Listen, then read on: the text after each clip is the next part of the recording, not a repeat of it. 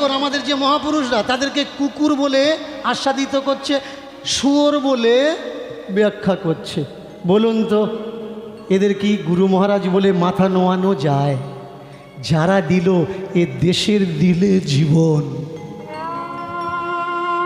তাদের নামে শুনতে হবে শুয়োর কুকুর বচন। যদি এই মহামানবগুলো না থাকতো আমাদের দেশ স্বাধীন হতো নাকি আমরা জানতে পারতাম দেশের তারতম্য আর মাহাত্ম্য? আমার কথা যার খারাপ লাগে লাগতেই পারে, কিন্তু কথাটা আমি সত্যি বলছি না মিথ্যে বলছি এটা তো বিচার করার দরকার, এটা তো বিবেচনা করার দরকার। যে ভাই দীনকৃষ্ণ ঠাকুর বলেছে যখন বইটা একটু মিলিয়ে নে না, দেখি ঠিক বলছে না ভুল বলছে।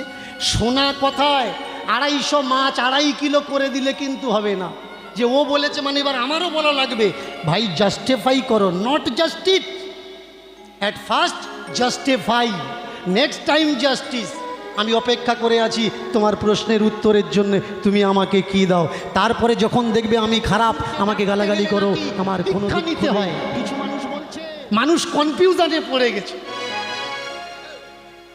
যে ঠাকুরকে ডাকবো আবার দীক্ষা নিতে হবে। বলে শোনো, আশ্রয় করিয়া ভজে তারে কৃষ্ণ নাহি তজে, আর সব মরে অকারণ।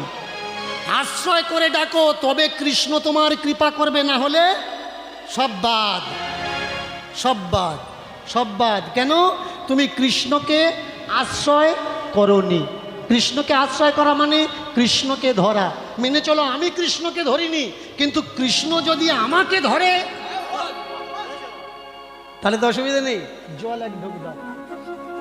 আমি কৃষ্ণকে ধরিনি, কিন্তু কৃষ্ণ যদি আমাকে ধরে তাহলে তো আমি কৃষ্ণকে ডাকতে পারি, অসুবিধা নেই। এবার বলুন কৃষ্ণের নিবাস কোথায়? কৃষ্ণ থাকে কোথায় বলুন? কোথায় থাকে? বৃন্দাবনে থাকে। বৃহৎ নারদীয় পুরাণে নারদ ভগবানকে জিজ্ঞাসা করছে, ভগবান কস্য তিষ্ঠামি, তুমি থাকো কোথায়? ভগবান বললেন, মদ ভক্ত যত্র গায়ন্তি তত্র তিষ্ঠামি হে নারদ। আমি কোথায় থাকি? যেখানে আমার ভক্ত আমার গুণগান করে। শুধু ওই এক জায়গায় থাকো ঠাকুর, আর অন্য আমার প্রাণ গোবিন্দ তোমার প্রাণে আর নেই। প্রাণ ছেড়ে আমার প্রাণ বল্লভ আজকের পালিয়েছে। যতদিন প্রাণ বল্লভ এখানে আছে